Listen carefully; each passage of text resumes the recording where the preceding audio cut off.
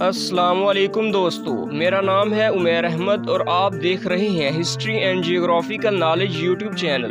آج کی اس ویڈیو میں آپ کو بھارتی پنجاب کے ایک اہم ضلع پٹھان کوٹ کے بارے میں بتاؤں گا، مگر اس سے پہلے میری آپ تمام لوگوں سے گزارش ہے کہ اگر آپ نے اس چینل کو سبسکرائب نہیں کیا تو اسے سبسکرائب کر لیں اور ساتھ میں بنے بیل آئیکن پر بھی کلک کر دیں تاکہ آئندہ آنے والی تمام اہم ویڈیوز کا نوٹیفیکیشن آپ کو ملتا رہے۔ دوستو، ضلع پٹھان کوٹ بھارت کے لیے ریاست جموں کشمیر کا ایک بہت ہی اہم دروازہ ہے۔ اسی ضلع سے جا کر بھارت نے سن 1947 عیسوی کو کشمیر پر قبضہ کیا، جو آج تک پاکستان اور بھارت کے درمیان کشیدگی کی صورتحال پیدا کیے ہوئے ہے۔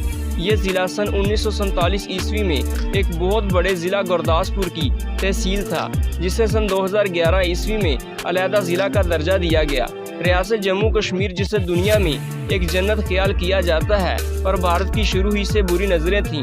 حالانکہ وہ جانتا تھا کہ وہاں کی 80% آبادی مسلمانوں پر مشتمل ہے تو وہ کبھی بھی اس کے ساتھ شامل نہیں ہونا چاہیں گے، لیکن اس کے باوجود اس نے کشمیر جیسی خوبصورت اور پرامن ریاست پر قبضہ کرنے کی سوچی اور دھوکے سے ریڈ کلف ایوارڈ میں تبدیلی کروا کر پاکستان کو ملنے والے ضلع گورداسپور کو بھارت کے نقشہ میں شامل کروا لیا۔ اگر اس شہر کی تاریخ کی بات کی جائے تو یہ شہر صدیوں پرانا ہے۔ تاریخ میں اس شہر کے آباد ہونے کے آثار مہابھارت کے زمانے سے ملتے ہیں۔ مہابھارت ہندوستان کی قدیم اور طویل ترین منظوم داستان ہے، جسے ہندو مت کے مذہبی صحائف میں معتبر حیثیت حاصل ہے۔ اس زمانے میں اس شہر کا نام پراٹھستان ملتا ہے، جو کہ ادامبرا بادشاہت کا ایک شہر تھا۔ یہ شہر ماضی میں بہت اہمیت کا حامل رہا ہے، کیونکہ اس علاقہ سے ملنے والے سکے صدیوں پرانے ہیں۔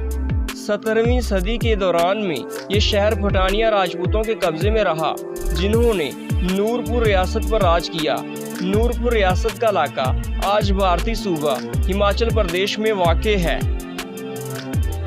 ہندوستان کے ایک مورخ PR کپور نے پٹھانیہ راج ونشش کے نام سے ایک کتاب لکھی ہے، جس میں وہ ضلع پٹھان کوٹ کی تاریخ تفصیلاً بیان کرتے ہوئے کہتے ہیں کہ یہ شہر شروع میں پراٹھستان کہلاتا تھا، بعد میں یہ پراٹھستان سے پٹھانستان مشہور ہوا۔ پیتھان کا مطلب ہوتا ہے اونچا استھان، مطلب اونچی جگہ، اور کوٹ سے مراد قلعہ ہے، یعنی اس کا مطلب ہوا اونچی جگہ پر آباد قلعہ۔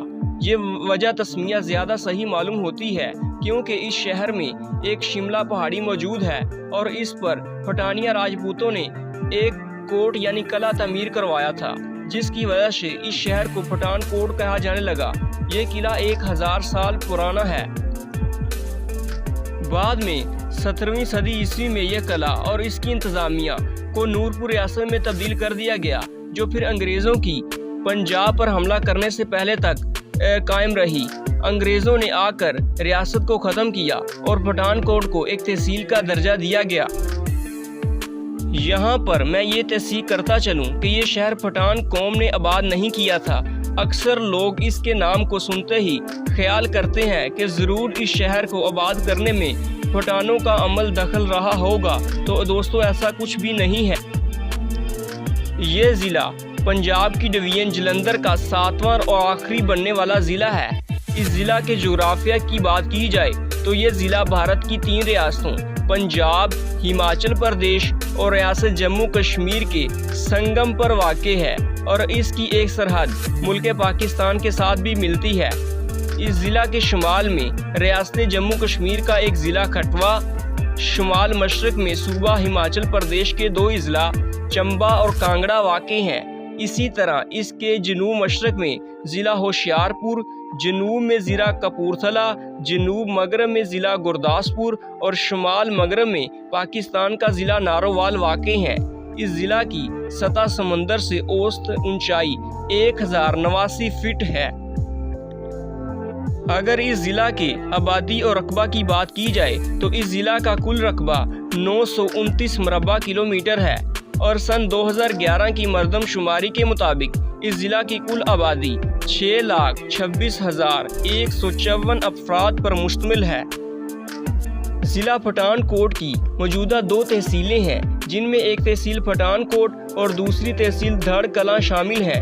ان 2 تحصیلوں کے علاوہ اس ضلع کی 2 سب تحصیلیں بھی ہیں، جن میں بامیال اور نارود جے مال سنگھ کے نام آتے ہیں۔